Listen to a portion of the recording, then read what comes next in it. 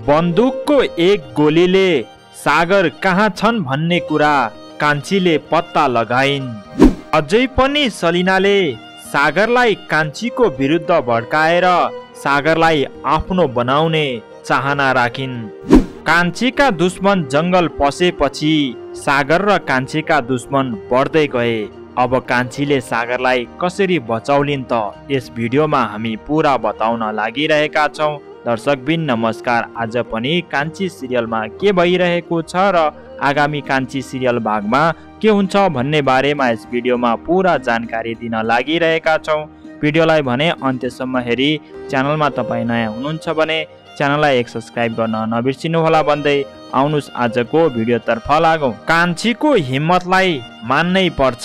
जंगलमा बाघ देख्दा कान्छीका दाइ डराए, कान्छीको देउर पनि डराए, तर कान्छी भने डराइनन्। कान्छीलाई मर्नदेखि डर पनि छैन, किनकि कान्छीको ज्यान मुटु मन भनेकै सागर हुन्। सागर बिना कान्छी मरे जस्तै भइसकेकी थिइन्।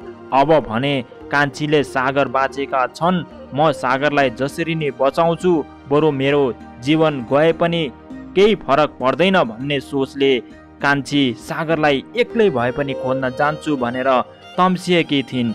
अहिले पनि त्यही एक्लै हिँड्छु भन्ने हिम्मत कान्छीमा छ र कान्छी हिँड्न पनि पछि पर्दिनन्। तर यस्तो अवस्थामा कान्छीका दाइ र कान्छीका देवर बाबुले कान्छीलाई साथ भने दिएकै छन्। उता कान्छीका पुराना दुश्मन पनि जंगलतर्फै कान्छीलाई मार्न भनेर आएका छन्, तर कान्छीलाई मार्न भने त्यति सजिलो छैन।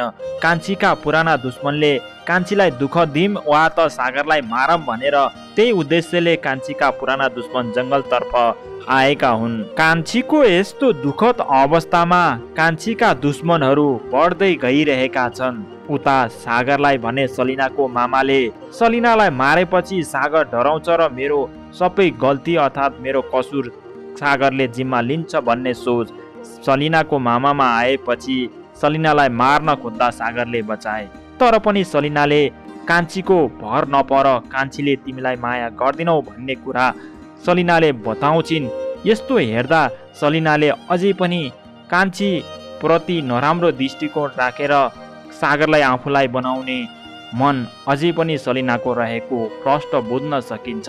यस अर्थमा सलिना स्वार्थी पनि देखिएकी छिन्। सलिनाको मामाले आफ्नो रिसको भरमा जंगलमा गोली पड्काउँदा त्यो गोलीको आवाज कान्छीले सुनेपछि पक्कै पनि यो सागर भएको ठाउँबाट गोलीको आवाज आएको हो, हामीले गोली जताबाट पड्किएको आवाज आएका छ त्यहीतिर जानुपर्छ भन्ने कुरा कान्छीलाई महसुस भइसकेको छ। अब भने कान्छी र कान्छीका दाइ अनि सागरको भाइ त्यतै गोली पड्केको ठाउँतर्फ जान्छन् अनि सागरलाई भेटेर सागरलाई बचाउने छन् भन्दै आजको यस भिडियोबाट हामी बिदा हुन चाहन्छौँ। फेरि पनि यस्तै भिडियो लिएर तपाईँहरूको माझ उपस्थित हुनेछौँ। आजलाई बिदा हुन्छौँ। हस्त धन्यवाद।